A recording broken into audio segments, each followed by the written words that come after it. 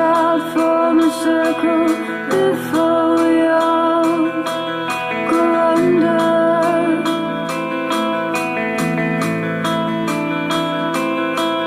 And fade out. Punk ass bitch. I'm gonna beat your ass, you little bitch. Jehovah Bear, why are you picking on that little guy? This little punk? He's an aggressive activist. I'm gonna rip him a new one. Aggressive activist? He's like 1 centimeter tall. He's aggressive. He has to be dealt with. What's so aggressive about him? He's just a little guy. He's not even doing anything. You don't understand. He went into a kingdom hall, started talking to people. So what? So? It's wrong. I don't see what's so wrong about it. He just talked? It's just words. It's more than that. See, he went into the kingdom hall and talked to people against their will. That still doesn't sound like a big deal to me. You're not getting it. You're making it sound like it's not a big thing, but it is. He went into a kingdom hall, stood up and disrupted everything, and it was a scene. He made a scene. He got up unexpectedly and started talking out loud to people. What was he saying? Well, I don't know, something about childs being molested? I don't know. He disrupted the meeting. And so you're going to, wait a minute. Jehovah Bear, I just watched a video on YouTube about a JW flash mob standing up during the meeting and singing. You were sitting next to me. You watched that video too. Well, that was different. How was it different? They stood up during the meeting unexpectedly and started singing at people. You're mad at this little guy for standing up and talking about something important to them? Look, he had no right to do it. He was wrong. He was out of line. He was aggressive. I hate this little bitch. I'm gonna deal with you, bitch. Jehovah Bear. It seems like you're the one being aggressive at him. Huh? No, I'm not. I just love what's right. And I have to stop him from doing what's bad and wrong. Hey, who elected you to this office? Huh? I didn't know you had been elected a judge, Jehovah Bear. Well, this is clearly wrong. Everyone knows it is. Who gave you the power to decide that, Jehovah Bear? Look, you're trying to make excuses for him. But this little twerp here did something wrong, and you know it. He's an aggressive activist, and you're trying to make excuses. Well, I'm gonna stop him. Okay. Pick up the phone and call the cops. Huh? You said you wanted to stop him. Call the police and have him stopped. Why don't you call the cops? Oh, well, it doesn't rise to that level. Oh, it doesn't? No, we're just talking here.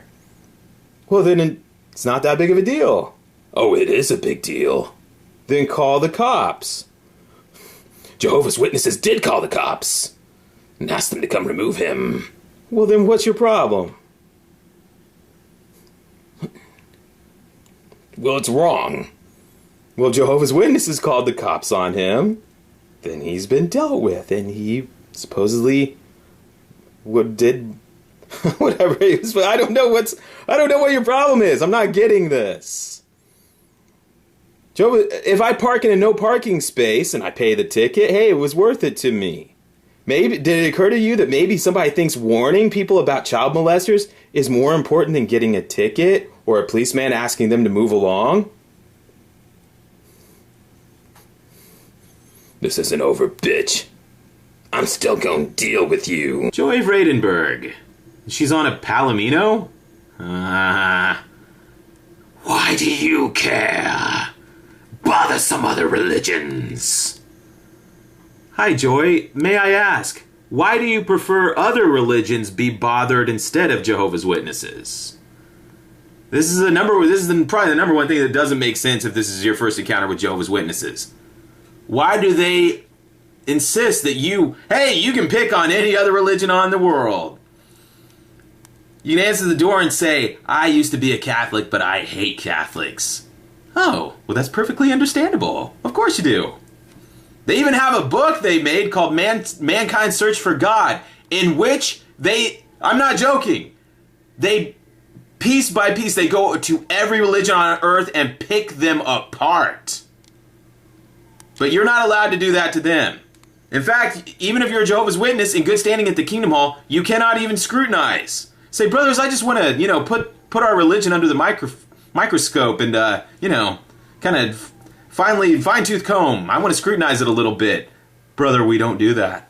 That will not be allowed here. Jehovah's Witnesses are not allowed to do that. They're not even allowed to meet in small groups together in their homes. I mean, this is like Gestapo stuff. This is like 1930s Germany stuff. Jehovah's Witnesses are not allowed to meet in small groups in their homes and discuss the Bible. That's a criminal act in the world of Jehovah's Witnesses. Did you know that? Bother some other religions. I remember in the 1990s, every Watchtower, every Awake had some shot at the Catholic Church, the Lutheran Church, and all these things too, but mostly the Catholic Church. Whoa, when they had their child abuse scandal going on, boy, oh boy, the Watchtower Society rolled around like pigs in mud. Oh, they loved it. I don't know if that's still the case anymore. They may have toned it down a little bit, but boy, in the 80s and 90s, every meeting was talking about Babylon the Great, the world empire of false religion. Bitch. How's it taste, bitch? And now they want you to bother some other religions. It's finally their turn at the wheel. They don't want that turn. It's like Wheel of Fortune. They say, I'd like to pass, Pat. I'd like to give up my turn and give it to the next contestant. They do not want any scrutiny. They don't want anyone to care. She's asking, why do you care? Wouldn't the real question be, why wouldn't I care? Don't they have Awake and Watchtower articles talking about what's wrong with this world where people don't care? And now you finally care and they're telling you to screw off. A woman literally told me to screw off last week. Why do you prefer other religions be bothered instead of Jehovah's Witnesses? She didn't say, don't bother anyone. Please, don't be an aggressive person. Don't be an aggressive JW. She didn't say, don't bother anyone, because that would be wrong. She said, go bother anyone but I. Nguimbo Mgambe. All of this, just because JW are a different kind of people? All of this what? All of this, just because they're a different kind of people. They really are a part of the world. He means separate from the world. By the way, for this kind of questions, if you really want to answer, you should do what he is telling you. All of this what? I thought Jehovah's representatives are ready to answer questions. If you really want the answers, you should do what he's telling you to, man. Well, this is kind of what goes on with JWs. You would try to ask them questions and they say, no. Do what we tell you to, and then we will answer your questions. I'm not joking. Try to have a free home Bible study with a Jehovah's Witness and ask some questions. They will keep redirecting you and say, look at the brochure. I will read this part to you. You will read this part back to me. And you say, well, why can't I just ask you questions? They say, no. Do what we tell you to. Then, maybe questions later. Do what we are telling you. They want obedience before they even explain themselves. You have to begin with obedience and submission to them. You must first, it's one of the very first things they want you to do, is acknowledge the headship of their leadership. You must begin with obedience. And then maybe somewhere down the line there will be something convincing you of their credentials. They do not provide their credit beforehand. And if you ask them for it, they get mad. And say, do what we tell you, bitch. Mon. R411 again. Well, all these talks and prejudice and hates against the JW. It's not prejudice if you know them. Prejudice is prejudging somebody you don't know based on their appearance or something. I know them. Saying, I don't like what you're doing because I know you and I know what you do is not prejudice. All these talks and prejudice and hates against the JW makes me wonder if they actually are the true religion. Why? This is what I don't understand. We all know about Catholic priest child abuse, wealth, lies, controversy, etc. And there's more JW videos on YouTube than all of these Catholic disputes. He'd rather see Catholic videos than JW videos, because they're worse. But here is the real hypocrisy. The so-called Catholic people, or other religions people, do reality shows, soap operas, talk shows, etc. And nobody says nothing. Double negative. People do things every day on TV or radio, but if a JW does it, we got a serious problem? Something's going on here. Something is going on here. Buddy. I try to correct him. Buddy. Jehovah's Witnesses are supposed to be no part of the world. You're expecting worldly people to be no part of the world? Well, how would that work? If worldly people stopped being worldly, then there'd be no world. So how could Jehovah's Witnesses separate themselves from the world? How you expect worldly people to be pointing at each other and saying, brother, that hat looks worldly. Those tennis shoes look worldly to me. By the way, this is all I heard growing up. That's worldly. Those jeans are worldly. You have a worldly logo on your t-shirt. That bicycle looks worldly. I don't know. Everything was worldly. Everything was worldly in the 80s. Now now you have Prince. There's only one word to describe Prince. Worldly. He is of the world, and yet he is Brother Prince. And this person wants the world to... no, I don't think he wants the world to stop being worldly. He just wants the world to... He wants people, when it's time to point the fingers at JWs, he wants them to be pointed at the world instead of saying the world is doing the same thing. Infuriating. Oh, this just drives me crazy, the way they do this. It's nutty to me. It's worldly people, worldly people, worldly people, worldly people. And this guy says, nobody says nothing. Well, you haven't been to a kingdom hall because it's all they talk about is worldly people and how worldly they are. And how worldly your own children are. Your children listen to worldly music on their headphones. Find out what they're listening to and how worldly it is. Nobody says nothing. Nobody says nothing in the world because they don't understand your premise. You tell them they're worldly, they're saying, I don't understand you. But you want these people to regulate themselves? Somehow, well, if they've not come to know Jehovah, then how would they do that? Prince has come to know Jehovah, right? One way or another, he has. Oh, is Prince a JW this week? Oh, who knows? It's up in the air. Oh, maybe next week he'll be Brother Prince again. This week he's Saturday Night Live man. But what is undebatable is that this man has come to know Jehovah. Worldly. Worldly people.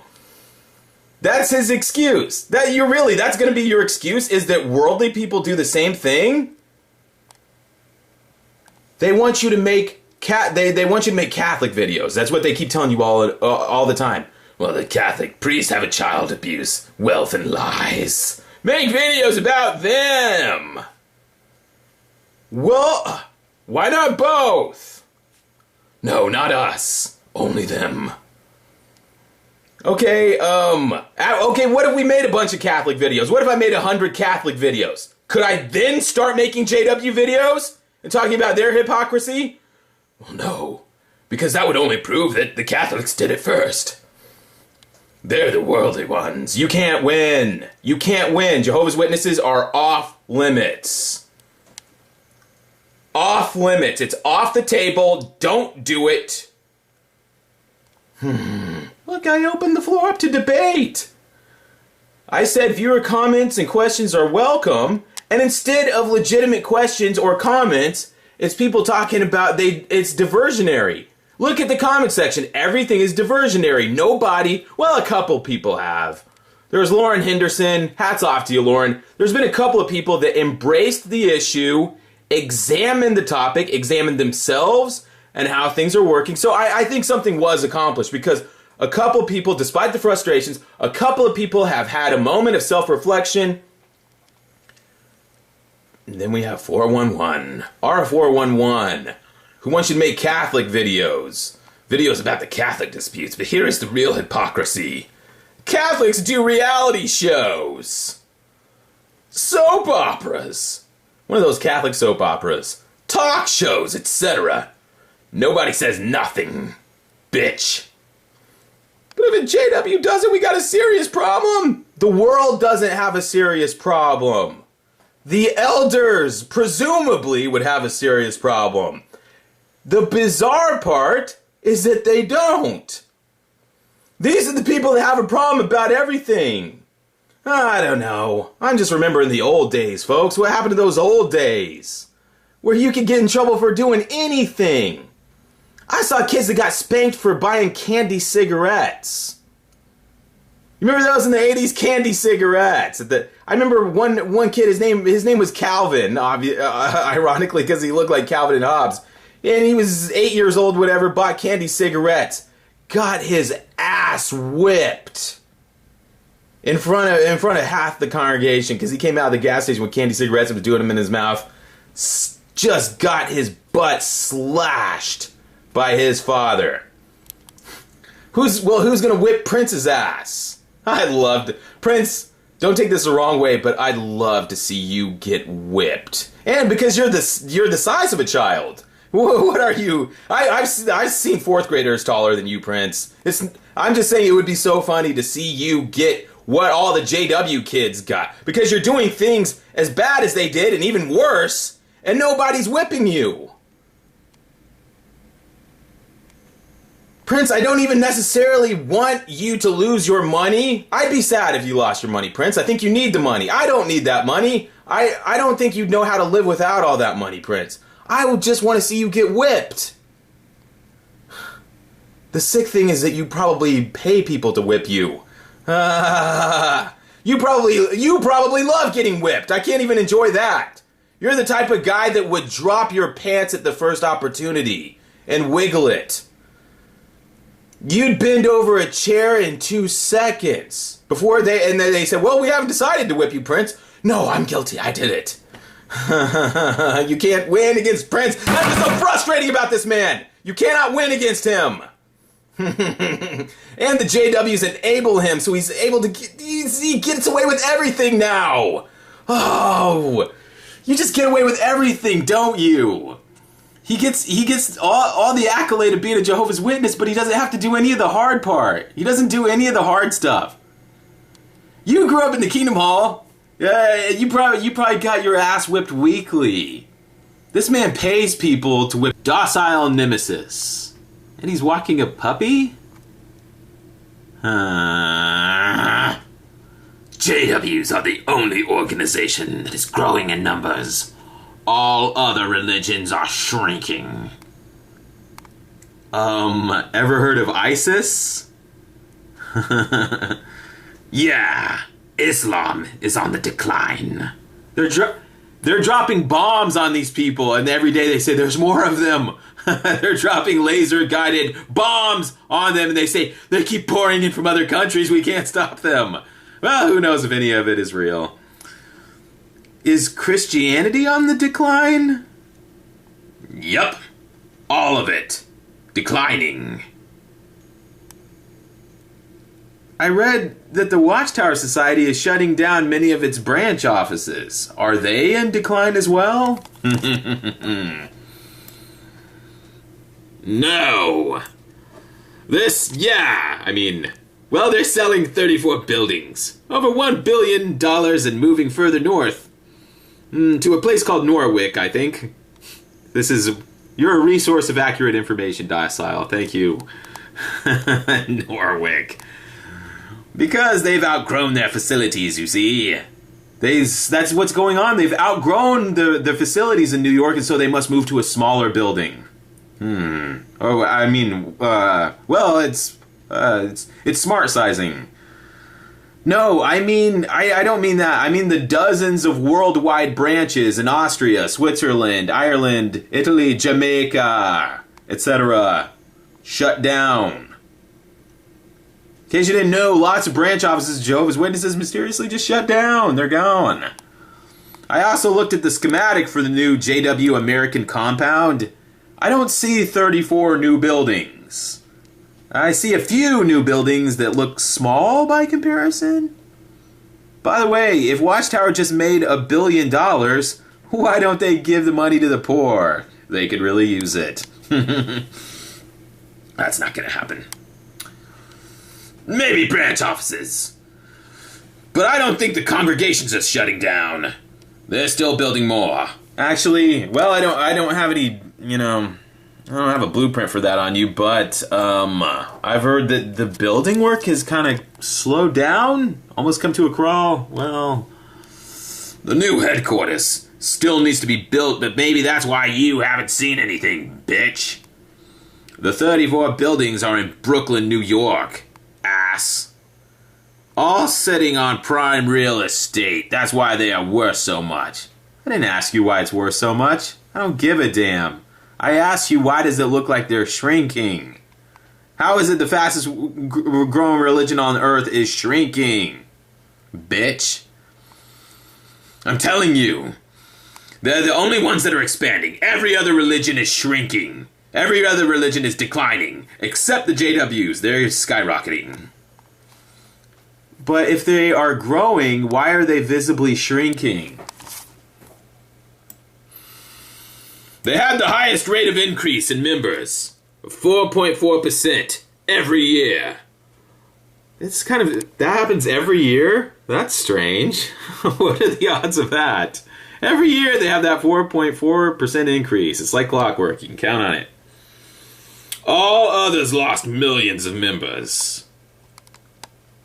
Bro, did someone at the Kingdom Hall spew this nonsense?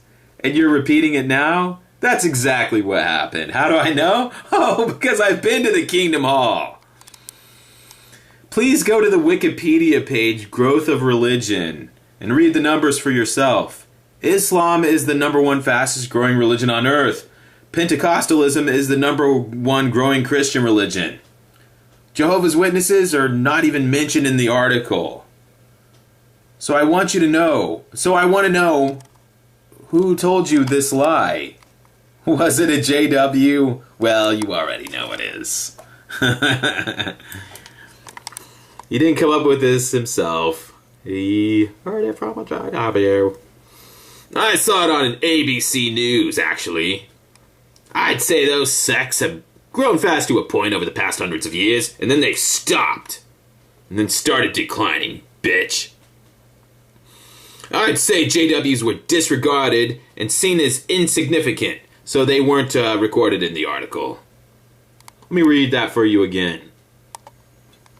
I'd say JWs were disregarded and seen as insignificant. The fastest growing religion on the biggest bang going, the biggest bang for your buck, but it's so insignificant that it's not included in the article.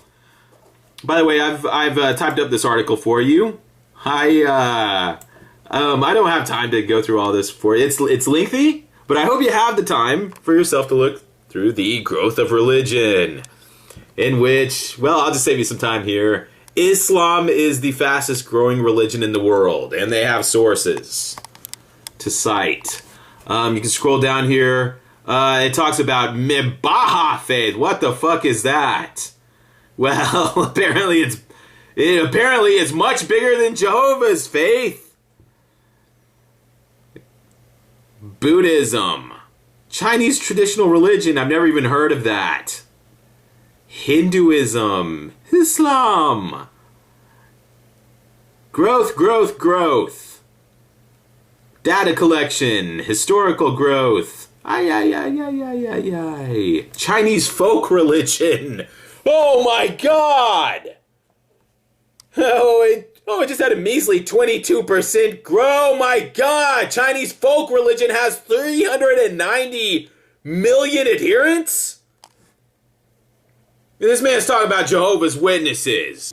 Oh, good lord. Oh, this goes on and on and on and on. Interestingly... Well, no, I'm not going to use that word because it's not interesting. None of this is interesting. Have you ever noticed that everything has having to do with Jehovah's Witnesses is really boring? And just, it's mind-numbing. Long story short, Jehovah's Witnesses do not appear in this article. This article about the growth of religion, which is the big thing about Jehovah's Witnesses, growing our religion. They don't appear in the article. They're not mentioned. I go to a sub-article here, which is the Christian population growth. You have to go to this sub-article and scroll all the way down until you finally get to the part about the various Christian sects, where you finally get to Jehovah's Witnesses down here, and we'll just check in on their annual 4.4% growth. Oh no! Oh no! It's not 4.4, it's 0.1! That's pretty bad. Look, I hate to rub this in. I'm not rejoicing in this, by the way. I want you to know, friends, shh. I want you to know from the bottom of my heart, I genuinely don't care. I don't care. Does that make it better? Okay, you can go to bed now. It's just interesting that, and they have all the denominations here. What is noteworthy is that they seem to be smoking Jehovah's Witnesses. I mean, they're at 0.1. This is 0.5. What is this? Oh, other Protestant denominations, whatever that means. 0.6, Pentecostal, unspecified. And you can go through the list. It is 0.6. Well, these are all triple and quadruple and everything of Jehovah's Witnesses. Look, these are numbers, and I know people can play around with numbers and make them, look at them from different directions, different angles. What I can assure you, and you're welcome to visit this article yourself, there is no metric by which Jehovah's Witnesses are outpacing other religions. We're going to go to his little hospital room. Well, we get there, and the people say he died. He died this morning. And the elder was crestfallen because that was our morning out in service. We weren't really going to go out in service. We were going to dick around there. And he's one of those Samuel Hurd type guys that likes to sit at McDonald's for 95 minutes. Count that as a Saturday morning. And we did go to McDonald's. So don't worry. We went to McDonald's, wasted away the morning, and counted it as service time. I call it the Samuel Hurd technique. And look, if somebody's sitting next to you at McDonald's, you just, talk to them about Jehovah for a few minutes, and you get to count the morning at McDonald's. Well, we sat there, and this elder said, I think this could be a part. What? I think this would be an opportunity to really encourage the friends at the hall. And we started working on, because he gives the talks at the Thursday night meeting. We were going to do this experience part where we were there for this brother's final moments, and we were going to share the experience of this man's last words. I'm not joking. This is a real thing that happened. And we concocted what this brother would have said. See, that's why it wasn't wrong, because this is what the brother would have said to us. What he intended to say was that he doesn't fear death because he knows that he will see all of us, the new system, very soon. And it went on, this speech went on for 4 or 5 minutes talking about the new system and all the things that Jehovah will provide and how the lion will lay down with the lamb. You've heard it. But it didn't, the thing is, it didn't happen. It's a lie. But we didn't think of it as a lie. I didn't really either. It didn't seem like a big deal to me. It certainly didn't seem like a big deal to the elder. It seemed very matter of fact, just kind of a rotary thing. In retrospect, I get the feeling he probably did this a lot. But we had this experience at the next Thursday night meeting where we went on stage, and he's the guy that gives the talks, but we sat in these 2 chairs, sit there with microphones, and we just bullshitted. We deceived everyone, and I participated in this. Grow up. It's not a big deal. We participated in this big lie. This was like a 15-minute part we did on the meeting where we talked about how we had a tear roll. We were sad, but he was uplifted because in his final moments he had that twinkle in his eye of knowing that Jehovah's new system was. And then his last words were. There was something to this effect that he said, "Stay on the course to life. I will see you there. Remain loyal to Jehovah." And he gave this speech, and then he laid his head down on the pillow and closed his eyes. And people clapped. I saw people reaching for Kleenex. Calm down. Anyway, there's no point to this story other than this docile nemesis guy. He's just some schmuck that goes to the Kingdom Hall, and he doesn't think that the people on the stage are going to lie to him. I know that they lie. Jehovah's Witnesses lie. They don't just lie to worldly people. They do that all the time. Jehovah's Witnesses lie to other Jehovah's Witnesses. It's what I keep telling people. It's what I keep trying to convince people of. They will not believe it. Baja faith. Your faith is named after a taco. Idiot. Here we have Don Mills. Hey, JW Fairy Tale. The Theocratic Ministry School, is this something that is strictly voluntary or encouraged upon you? Wait, is this an actual question? I can't believe it. A viewer is asking a legitimate question. Instead of complaining about me, or making aspersions of me, or making assumptions about me, a viewer is just asking a question. Finally! Is the Theocratic Ministry School something that is strictly voluntary or encouraged upon you? And if encouraged, what happens to you if you continuously decline to go on stage? Don, first of all, thank you for asking a real question. I've been waiting for 3 years for this to happen. Hi, Don. The Theocratic Ministry School is voluntary. Quote unquote, just like everything else at the Kingdom Hall is. Look, everything, that's their big excuse. Is that when people say, my childhood was hell, well, everything was voluntary. Everything was voluntary. And they'll tell you this with a straight face. You've seen these videos on YouTube of 6-year-olds giving talks, 10-year-olds getting baptized. Jehovah's Witnesses will assure you that everything is voluntary. And when you grow up and say, my childhood was a nightmare, they say, well, it was voluntary. It was all voluntary. And this is just like everything else. It's voluntary, except you cannot advance spiritually, have privileges, or be good association, eligible for friendship, without it. You must be on the Theocratic Ministry School to be taken seriously. On a rare occasion, there'll be someone in the congregation that's not in the Theocratic Ministry School. It's the type of person that they go to like 6 meetings a year. They're never there. They're probably on the ministry school, but they just pencil them in as a no-show because they know there are people that are, who knows what's going on with them. I don't know these people. They always say, oh, I have a sales job that takes me out of town and I go to meetings somewhere else. Yeah, right.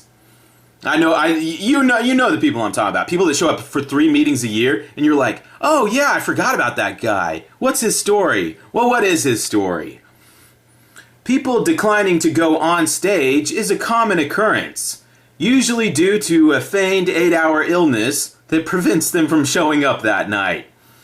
Oh, every Thursday night. Who's going to show up, who's not? It's the guessing game. It's titillating. Hey, you look at the board, you go up to the sheet on the back board and you look at the names listed there, and it's like a game to guess who's not going to show up that night. I got pretty good at guessing. You know, my dad was the school conductor for a number of years, 15 years.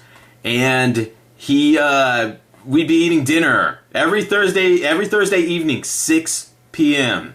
You'd hear that phone ring. Dad would pick it up. I'm sorry. You'd hear, and I'd be a little kid hearing this fake coughing through the phone. I'm not going to be able to get my talk tonight. And they'd pretend like and my dad would be like, oh, well, what's wrong? Do you need us to bring you something? Because it sounds like you're on your deathbed. And tomorrow they go to work. And so yeah, you have the people. It's a nightly thing. People that always schedule for talks, they don't show up, or they show up 50% of the time. It's not a problem, however, as the Kingdom Hall is always stocked with A-type personalities, leaping at the chance to take an absentee's part on stage and have that privilege of advancement for themselves. They love making themselves look good.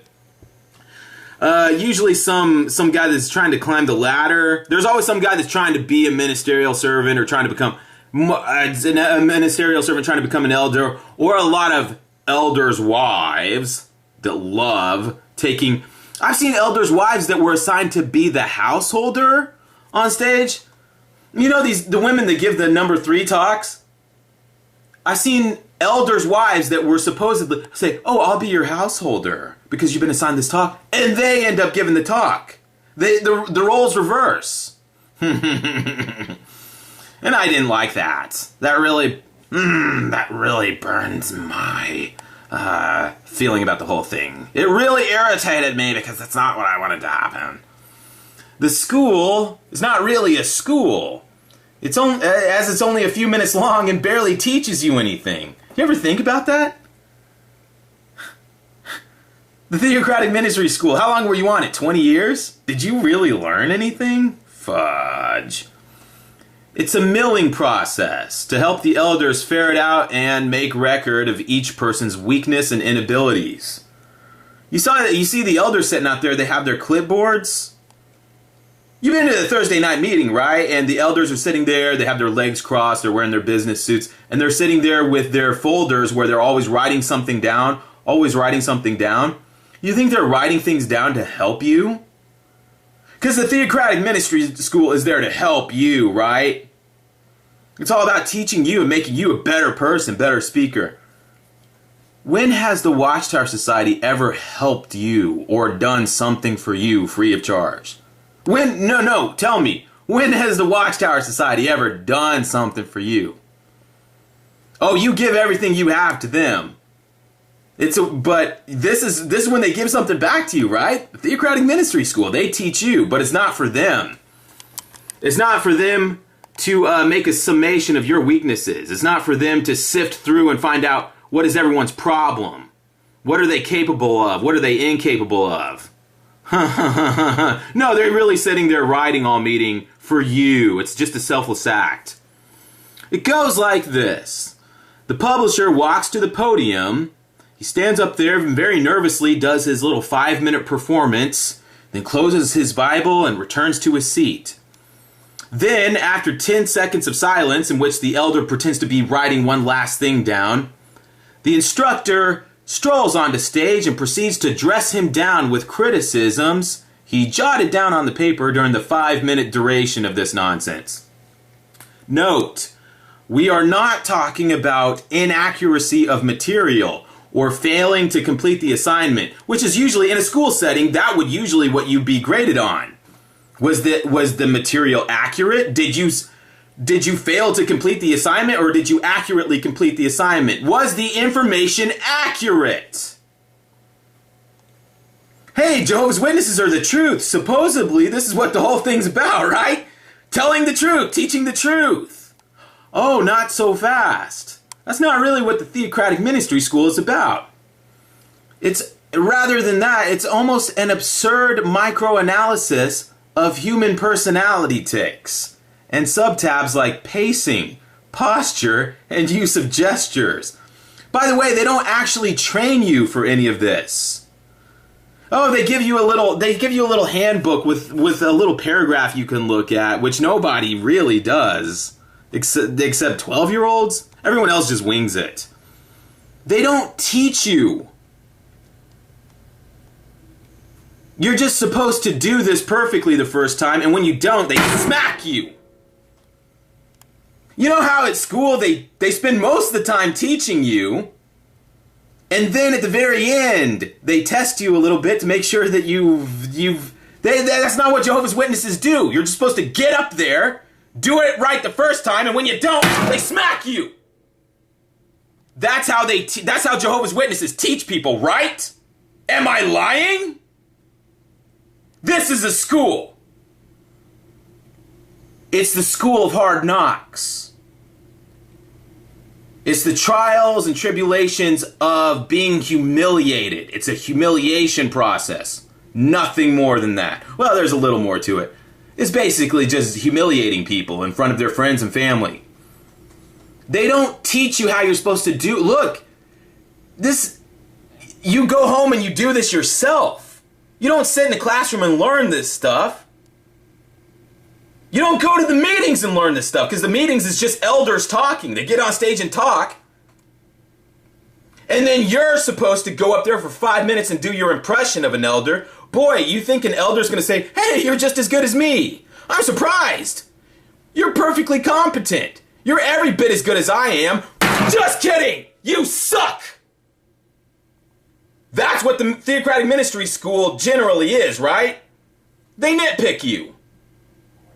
They nitpick you over pacing, posture, use of gestures. Oh, I thought you could have stood a little bit taller. Try to wave your arms more. It's insane.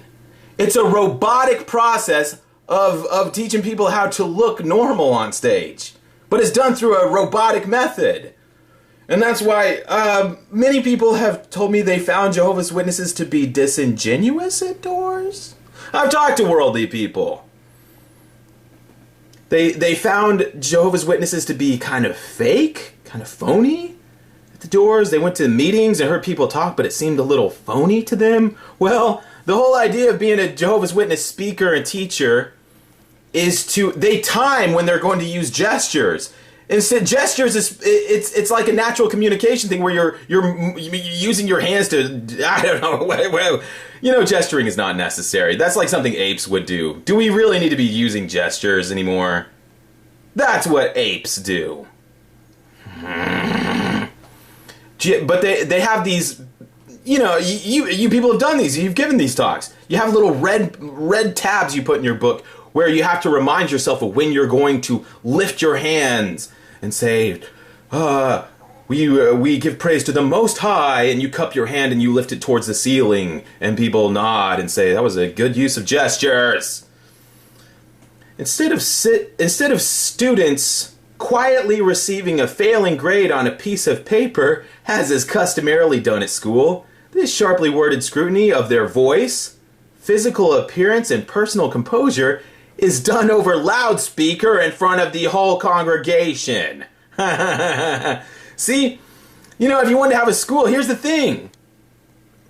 This could be done privately. This could easily be done privately or in small groups. You could have a small group of like-minded people that say, I'm a little bit shy, but could we meet together and just, it could be like a Weight Watchers thing where they weigh you. They're going to weigh you in front of the whole congregation. It's a humiliation thing because they know you're going to suck. How could you not suck if you do this for the first time? Somebody gets baptized, becomes a Jehovah's Witness, and they go on stage and do this. Of course they're going to suck, and of course they're going to sweat, and of course they're going to feel humiliated. I've seen it. I've seen people go to pieces on stage. If you haven't been to the theocratic ministry school, I don't think you understand what a nervous wreck most people that do this are. Most people are not well fitted to do this. Most people are not well fitted to knock on doors. By the way, I've been out in service with a lot of people. I've been out in service a lot of mornings with a lot of different people. And I can kind of give you a blanket, I'm going to make a blanket statement here. Most Jehovah's Witnesses do really badly at doors. They do. And that's why the Watchtower Society puts them on that script. You have the 90-second presentation, and you say, well, that doesn't sound too hard.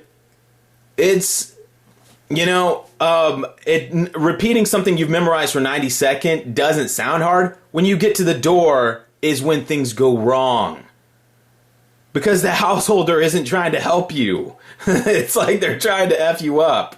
It's like the householder is trying to mess you up. And that's why you come to resent the householder.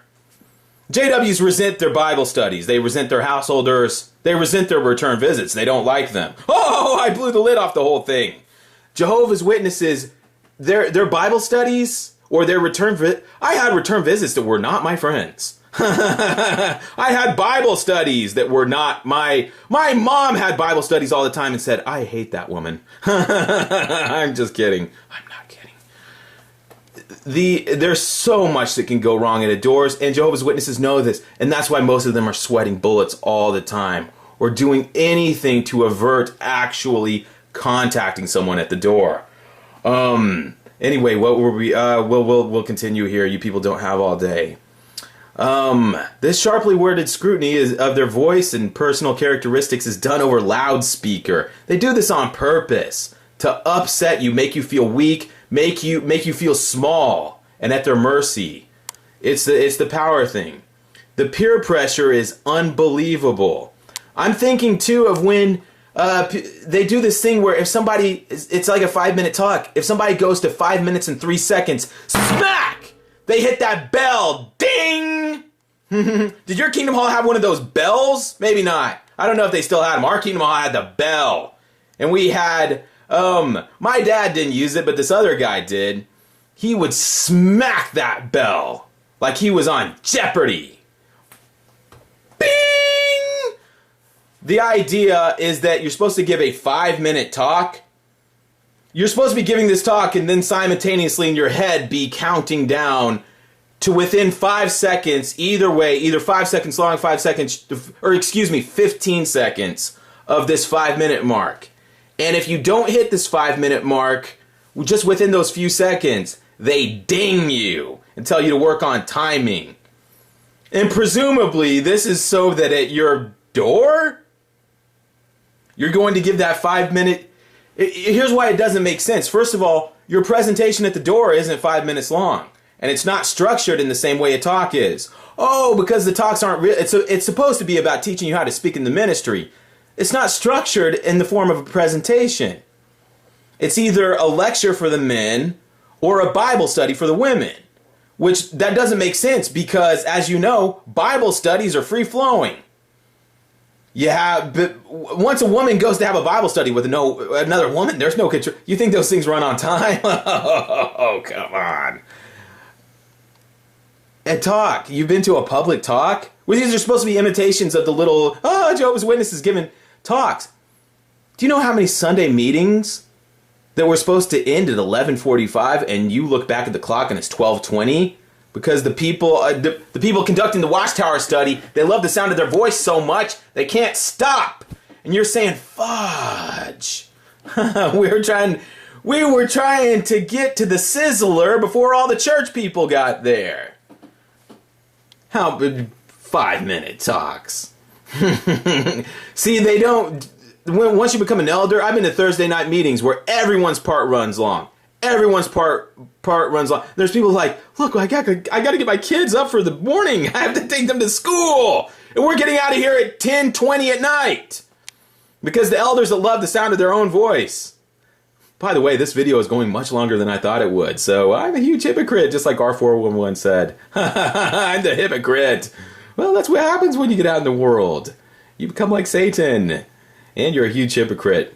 Well, we'll continue here. Don, I'm sorry this is running long. The peer pressure there is unbelievable. And I can't accurately describe the peer pressure of the Kingdom Hall. We'll do a video on it sometime. When the meeting concludes, the publisher is told to speak afterwards with the school conductor. so he can repeat this scolding for double impact, I guess. You ever thought how strange that is? Like, you return to your seat, the elder goes up on stage and points out, nitpicks every little thing that you did wrong, and it's usually like, I saw that you were leaning to one side, brother. You need to stand straight and tall when you're at the... They're not even... You did everything right. Look, especially a number 2 talk if it's just a Bible reading. You remember the number 2 talk? How can you mess that up? Well, here's how. They talk about how your tie wasn't straight. It's all about personal appearances. And I call this a scolding. The truth is, it's not always a scolding. It comes down to whether the elder likes you or not. Because there's some people that return to their seats after giving their talk, and you're like, talks, they all sound the same. But the elder will say, oh, you did a fine job. I'm going to mark you as improved and move you on to the next point. It's all about if they like you. If it's a popular person at the Kingdom Hall, they don't get humiliated in front of everyone. They say, nicely done. I sat there and enjoyed that entire talk.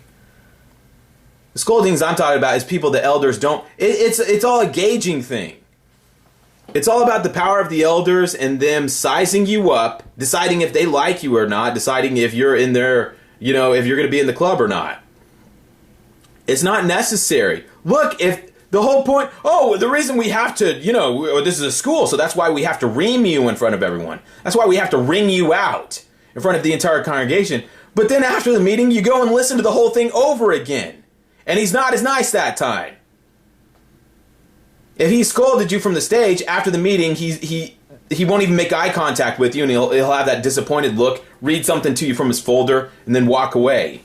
You get a slip with your thing, and they'll tell you to work on it again.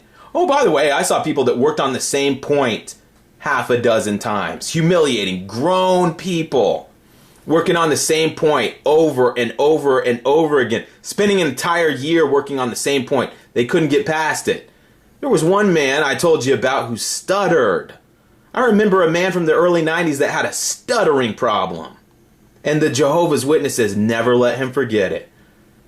They never accepted that the man just stuttered. It was a speech impediment. They wouldn't accept it. They put that man through hell. He's dead, by the way. That man is dead.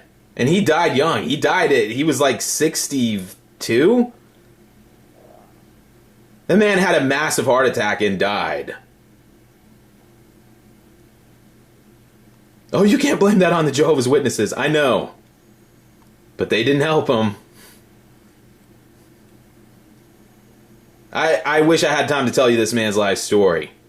The other Jehovah's Witnesses never let him forget that he had a speech impediment. They didn't view it as a speech impediment. They viewed it as he was stupid. He was stupid and he couldn't fix himself. And they kept trying to get him to fix himself. How do I know? Because they did it from the stage of the Kingdom Hall! The man stuttered, and when he talked, it's like he was talking with his tongue sticking through his teeth. I don't know why he did it. After 2 or 3 years, it should have dawned on everyone. He can't stop. It's how he talks. I don't know. It's how God made his mouth. They wouldn't accept it. And he had to work on speech topics in the handbook over and over again.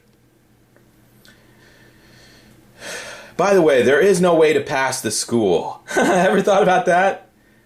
You never win.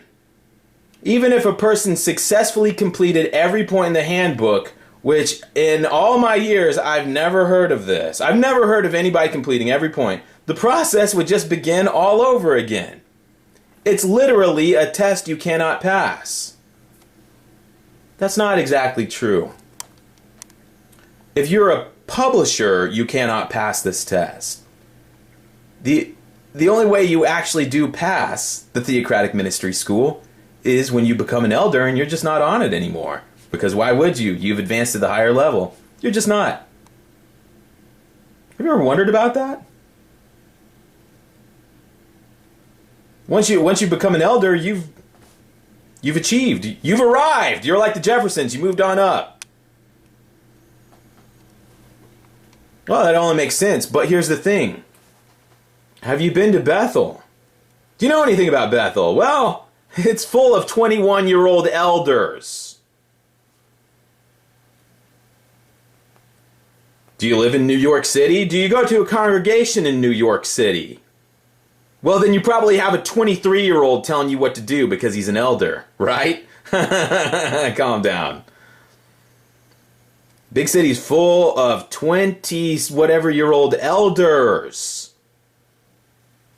And they're telling people who have been on the... By the way, every congregation also has middle-aged men who have never advanced to the position of elder because they're just not... They don't have that personality type.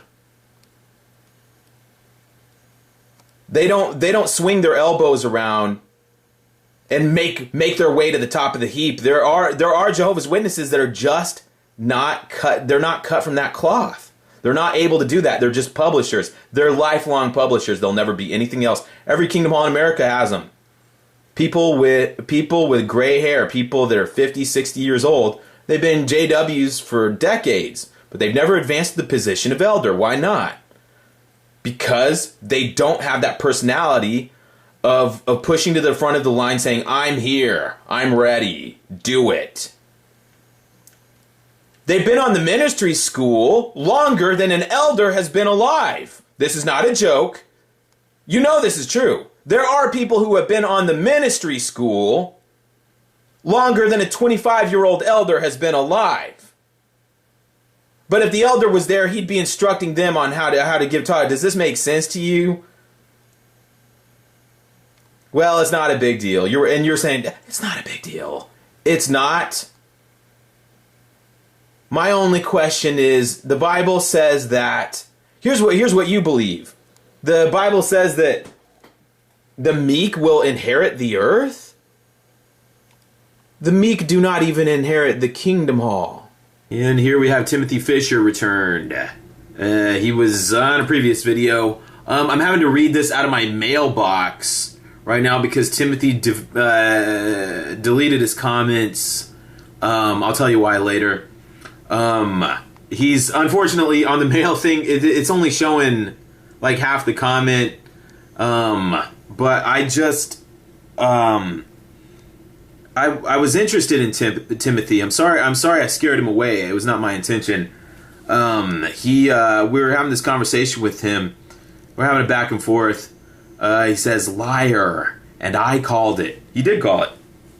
He said that I was a liar, and he convinced himself of it. Liar, and I called it. Disfellowshipped person. How did I know that? I didn't tell him I was disfellowshipped. He guessed it. Disfellowshipped person. How did I know that? Because everything you just said is a lie. By the way, you only get disfellowshipped for unrepentant wrongdoing. Well, do you guys remember the Robbie video? The Robbie video. It was the leaked elders video that came out about a year ago. Oh, there's a big thing about it, and everyone watched it. It was so funny. It was so funny. It was so silly. And we'll talk about that another time. But what was so noteworthy about it, and also the reason I think that Watchtower scrambled to get the video back in, is because Robbie was repentant, and they disfellowshipped him anyway. And this is the blueprint for how disfellowshippings are supposed to go. Robbie was so repentant. He clasped his hands together. It was like something from a 1940s, it's like something from a Jimmy Stewart movie. He was literally got on his elbows and cried and begged the elders to forgive him. He's so sorry to Jehovah. Don't ruin my life, brothers. Please. And he cried and he begged the elders not to no, don't disfellowship me. I can't live through this. They disfellowshipped him. And this is not something incidental or isolated incident. This was the preview of how they were showing elders. Here's how you do it. This is how you do it. The person's going to come in. They're going to cry. They're going to beg you and say, oh, you've known my family my whole life. You know I'm a good person. Please don't disfellowship me. Then you disfellowship them. Oh, what have I done? By the way, you only get disfellowshipped for unrepentant wrongdoing. So what are you? A liar? Adulteress? Apostate? Or all of the above? I know you were at least two. Look, he already knows I'm a liar and an apostate. He sandwiched it in between adulteress there, which is what Jehovah's Witnesses do. This is how the disfellowshipping thing works. It's a very finely crafted system in which they engage with this sex guilt. It's a device they use, is the sex shame. Because in the world of Jehovah's Witnesses and in many other areas of society at large, sex guilt is like the number one thing you can shame people with. That's the number one thing people feel guilty with. They masturbate and then they cry. They watch a dirty movie, then they feel, they're very guilty for a long time. But it's I think it's softened a little bit now, but I remember in the 90s, you'd have JWs that would watch, porn. They'd watch Showtime porn through Scrambled Channel. It'd be 1 a.m. in the morning. They'd have their Disney eyes. They'd have those wide eyes where they were sitting an inch from the TV screen trying to make out a breast.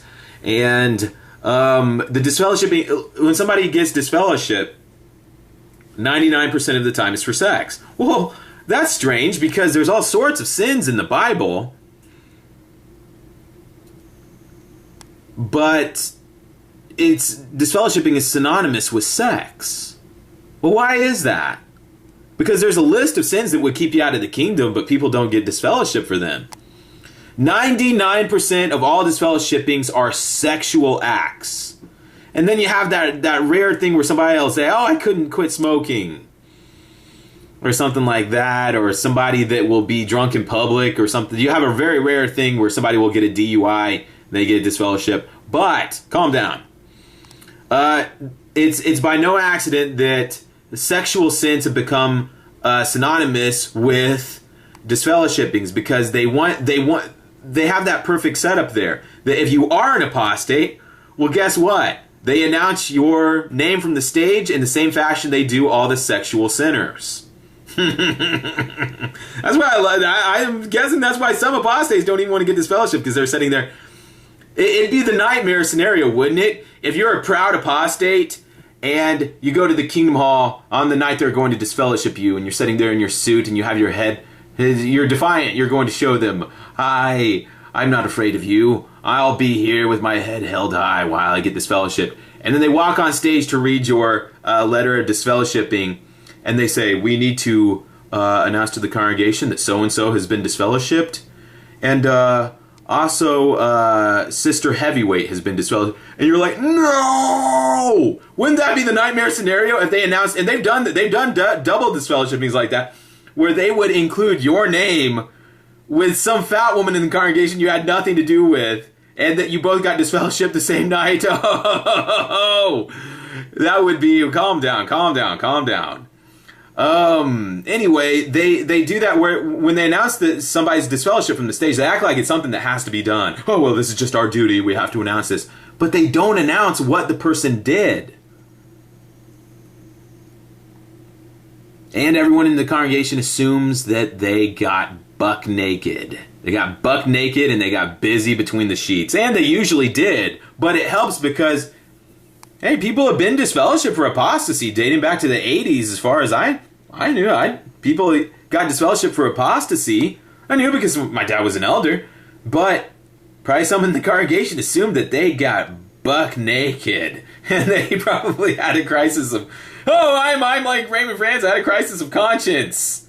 But everyone that ever knew them thinks that they got buck nude. Well, it's just how Jehovah works it. Jehovah has the last laugh. Have you ever figured that out by now? Well, you'll find out. Excuse me. You'll find out soon enough that Jehovah always gets the last laugh. You can't beat Jehovah at his own game. Which is amazing because he's like a statue. He doesn't do anything, and yet he keeps winning. Because he just sits back and watches you defeat yourself. I just love how adulterous apostates are all of the above.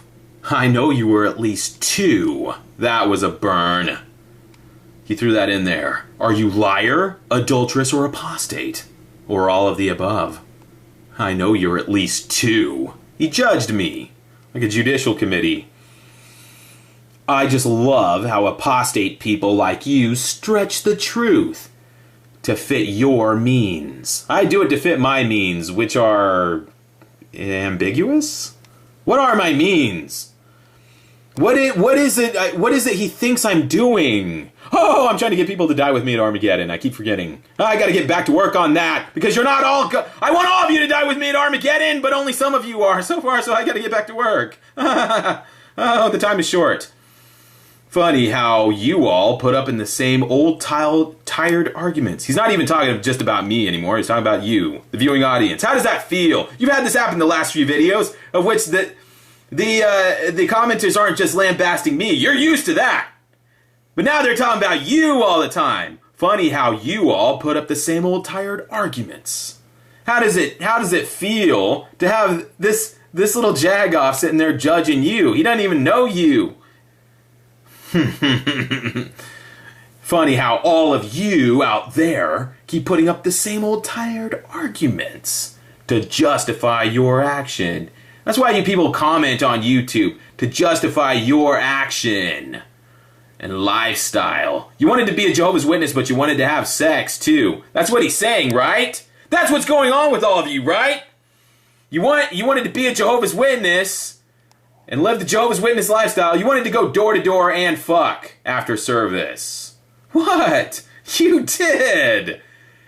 Here are a few facts that you should all understand before you believe. Unfortunately, Timothy deleted his comment. I should have prepared for that. I'm sorry. I should have screen saved it. It went south quicker than I thought it would. It's a great loss because this went on for a few paragraphs. I wish I had documented it for you because it was a thing of beauty. It's lost to the ages now. I am sorry for that. Oh, I had one more thing I wanted to show you. I'll be right back. This was the last comment I received from Timothy Fisher. This is where everything went wrong. And again, I only got about half the comment here, but I wanted to, if Timothy is watching this, I just wanted to say something to him. Timothy continues, and by the way, I only cake across your page. He only caked across. I don't even know what that is. It's eating cake and surfing the YouTube at the same time. You have cake in one hand and you're... I only cake across your page accidentally because I was watching a doc about us that Terrence Howard did for PBS. He was watching a documentary that Terrence Howard, in his benevolence, did for us through PBS. I'm not sure how I found this. I work full-time and have never been asked to put up anything on the internet by anyone. I know that. I accused Timothy of being a paid Watchtower agent. I know that he's not. I accused him of being a... and why did I do it? You have to... Sometimes, if you see something laying on the road, you have to poke it with a stick to see if it's still alive. I do this. Excuse me. Sometimes I'll needle somebody a little bit. Not out of meanness. It's a thing I want to find out what makes them... What's going on with them. Timothy, if somebody really is a person that is, just trying to start trouble, there's a lot of tells, a lot of very telling thing. Timothy, I found to be a very genuine person. I think he did stumble on the video by accident. I don't think he meant any harm, but he's going through that Jehovah whirlwind. He's like he's spinning around in a tornado and he doesn't know who he is. He doesn't know what he's doing. He knows who he's supposed to be, and he knows what he's supposed to be saying. He knows what he's supposed to be doing. But I'm sorry that this comment got cut off. He's really started falling apart at the end. And it's, well. I work full time and have never been asked to put anything on the internet by anyone. That's probably technically true. I asked him if he was counting time, though. Now, they don't tell... I don't think the elders at the Kingdom Hall are sending people onto the internet.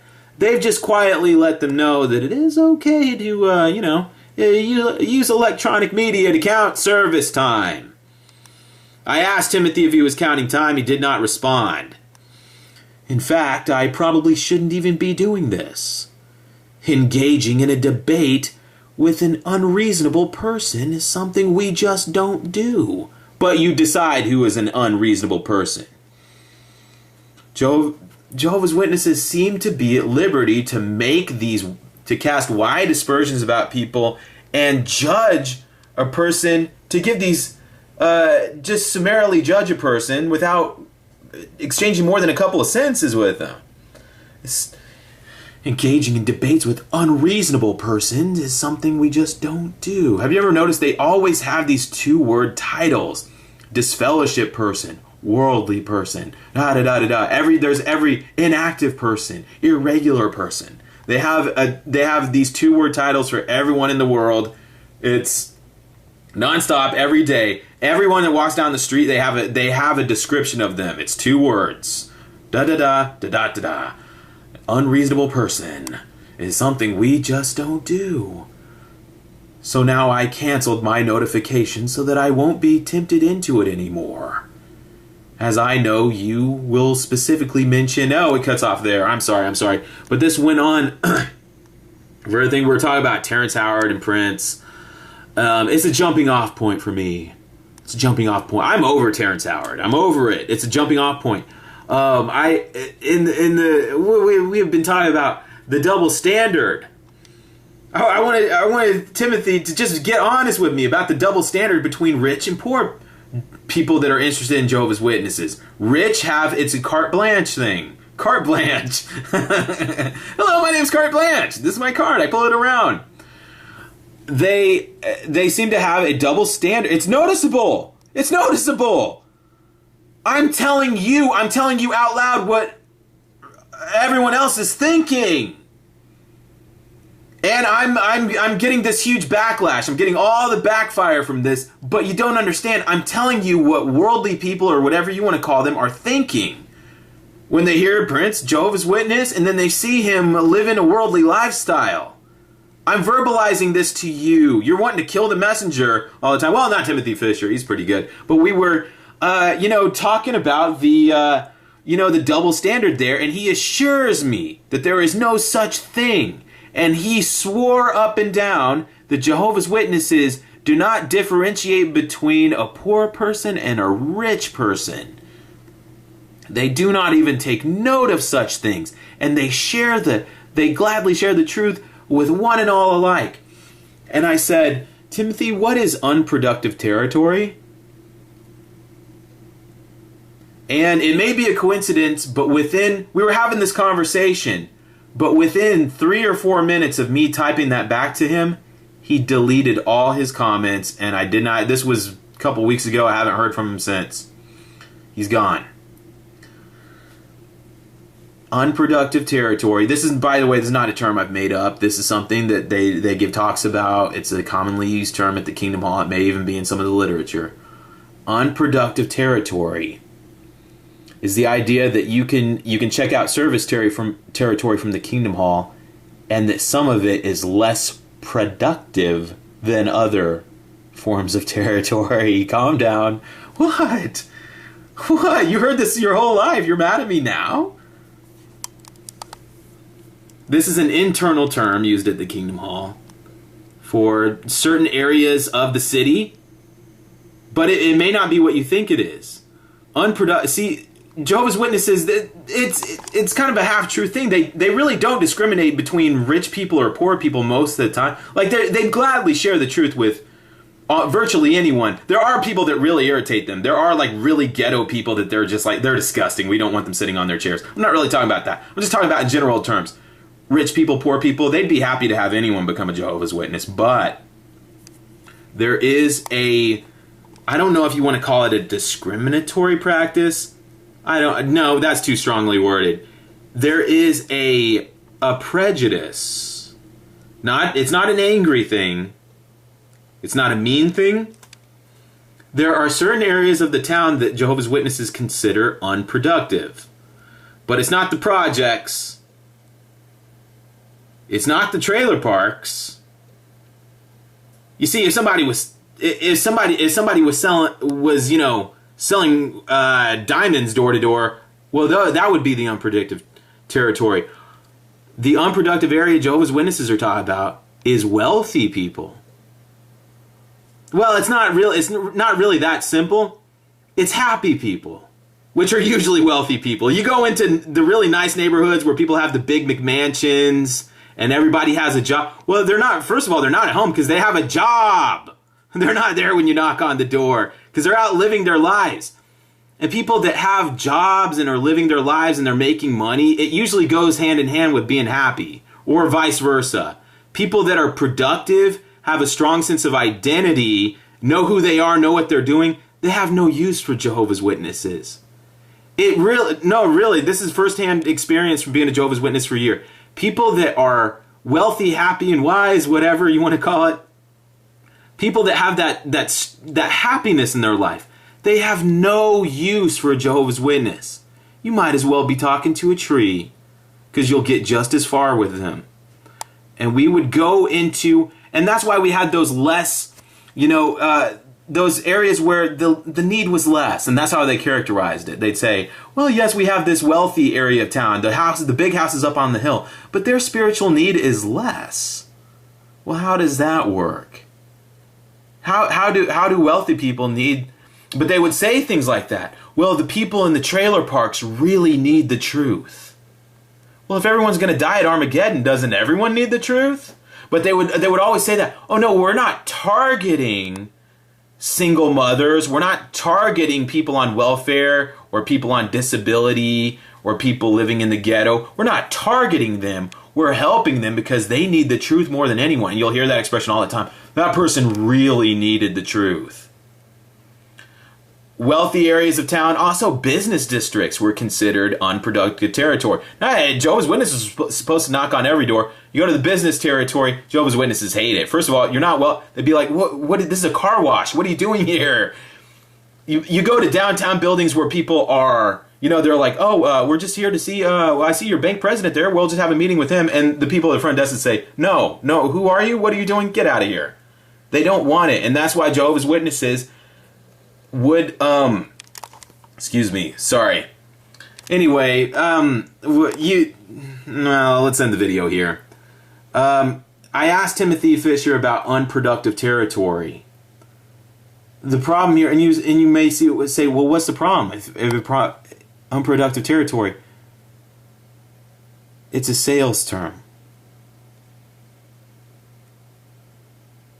Productive territory means converting people, whereas you're just supposed to be sharing the truth with people. Well, I know the Bible says, and you're like, well, wait a minute.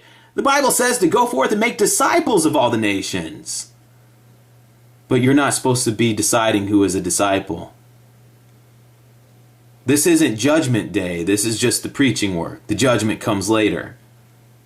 Unproductive territory means that you are gauging the results of your witnessing. You are assessing the success of your.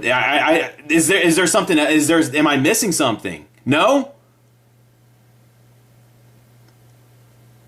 You're assessing the successfulness of the preaching work based on whether somebody becomes a publisher or not, and that's how they are. That's the merit system there. They're checking who becomes a Bible study, who becomes a publisher. It's all about converting people into Jehovah's Witnesses. It's a proselytizing thing. Look, this is not a condemnation. But if the primary purpose is to warn people about Armageddon, how could any territory be unproductive? If you walk up to someone's face, give them Jehovah's message that he is angry and Armageddon is coming, how could there be such a thing as an unproductive territory? Timothy Fisher. The problem is, look, none of this matters. It's all hot air. None of this is real, by the way. You don't have to worry. Calm down. None of this is real. None of this is really happening. Relax. Jehovah's Witnesses are coming on. The problem here, Jehovah's Witnesses are coming on the internet. It's the internet age, and Jehovah's Witnesses, they're throwing their hat in the ring, and they're trying to come on the internet, and they're going to count time. Here's the problem. How are you going to go out in service when you can't interact with people? Have you noticed this? Jehovah's Witnesses, they're instructed to run away from everything, every challenge, every obstacle that's presented to them. Their response is to run. How is this going to work? How can you preach to people when all you do is run away from people? Babylon the Great, the world empire of false religion, bitch. How's it taste, bitch? And now they want you to bother some other religions.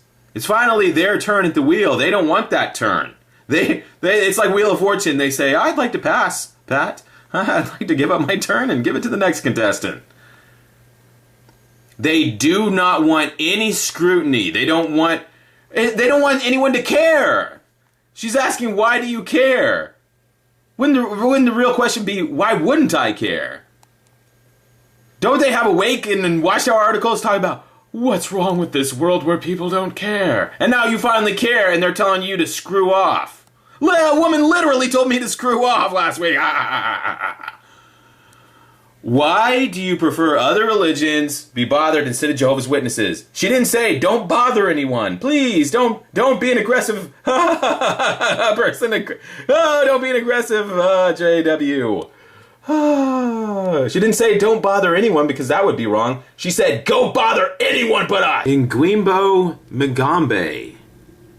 All of this, just because JW are a different kind of people? All of this what? All of this just because they're different kind of people. They really are a part of the world. He means separate from the world. By the way, for this kind of questions, if you really want to answer, you should do what he is telling you. All of this what? I thought Jehovah's representatives got up unexpectedly and started talking out loud to people. What was he saying? Well, I don't know, something about childs being molested? I don't know. He disrupted the meeting. And so you're going to, wait a minute, Jehovah Bear, I just watched a video on YouTube about a JW flash mob standing up during the meeting and singing. You were sitting next to me, you watched that video too. Well, that was different. How was it different? They stood up during the meeting unexpectedly and started singing at people. You're mad at this little guy for standing up and talking about something important to them? Look, he had no right to do it. He was wrong. He was out of line. He was aggressive. I hate this little bitch. I'm gonna deal with you, bitch. Jehovah Bear. It seems like you're the one being aggressive at him. Huh? No, I'm not. I just love what's right. And I have to stop him from doing what's bad and wrong. And who elected you to this office? Huh? I didn't know you had been elected a judge, Jehovah Bear. Well, this is clearly wrong. Everyone knows it is. Who gave you the power to decide that, Jehovah Bear? Look, you're trying to make excuses for him. But this little twerp here did something wrong, and you know it. He's an aggressive activist, and you're trying to make excuses. Well, I'm... This machine will not communicate these thoughts and the strain I'm under. Be a well child, form a circle before we all go under.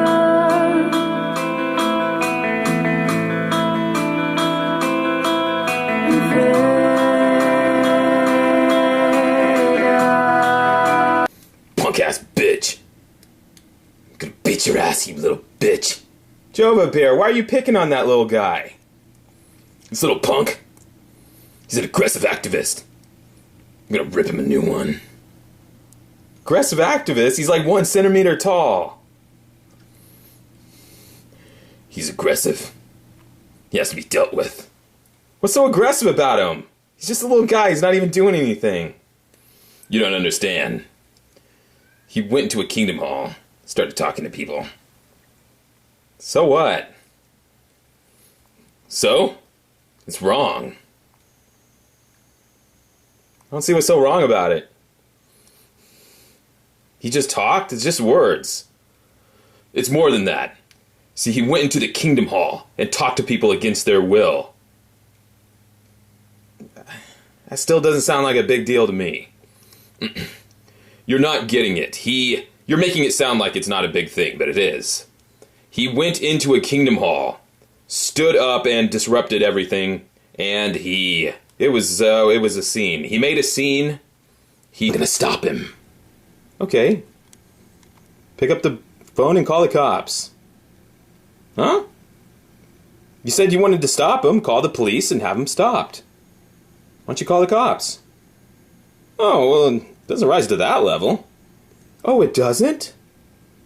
No, we're just talking here. Well, then it's not that big of a deal. Oh, it is a big deal. Then call the cops. Jehovah's Witnesses did call the cops and asked them to come remove him. Well, then what's your problem? Well, it's wrong. Well, Jehovah's Witnesses called the cops on him. Then he's been dealt with, and he supposedly did whatever he was. I don't know what your problem is. I'm not getting this. If I park in a no parking space and I pay the ticket, hey, it was worth it to me. Maybe did it occur to you that maybe somebody thinks warning people about child molesters is more important than getting a ticket or a policeman asking them to move along? This isn't over, bitch. I'm still gonna deal with you. Joy Vredenberg. She's on a Palomino? Why do you care? Bother some other religions. Hi, Joy. May I ask, why do you prefer other religions be bothered instead of Jehovah's Witnesses? This is probably the number one thing that doesn't make sense if this is your first encounter with Jehovah's Witnesses. Why do they insist that you can pick on any other religion on the world? You can answer the door and say, I used to be a Catholic, but I hate Catholics. Oh, well, that's perfectly understandable. Of course you do. They even have a book they made called Mankind's Search for God, in which I'm not joking, piece by piece, they go to every religion on earth and pick them apart. But you're not allowed to do that to them. In fact, even if you're a Jehovah's Witness in good standing at the Kingdom Hall, you cannot even scrutinize. Say, brothers, I just want to, put our religion under the microscope and, kind of finally fine-tooth comb. I want to scrutinize it a little bit. Brother, we don't do that. That will not be allowed here. Jehovah's Witnesses are not allowed to do that. They're not even allowed to meet in small groups together in their homes. I mean, this is like Gestapo stuff. This is like 1930s Germany stuff. Jehovah's Witnesses are not allowed to meet in small groups in their homes and discuss the Bible. That's a criminal act in the world of Jehovah's Witnesses. Did you know that? Bother some other religions. I remember in the 1990s, every Watchtower, every Awake had some shot at the Catholic Church, the Lutheran Church, and all these things too, but mostly the Catholic Church. Whoa, when they had their child abuse scandal going on, boy, oh boy, the Watchtower Society rolled around like pigs in mud. Oh, they loved it. I don't know if that's still the case anymore. They may have toned it down a little bit, but boy, in the 80s and 90s, every meeting was talking about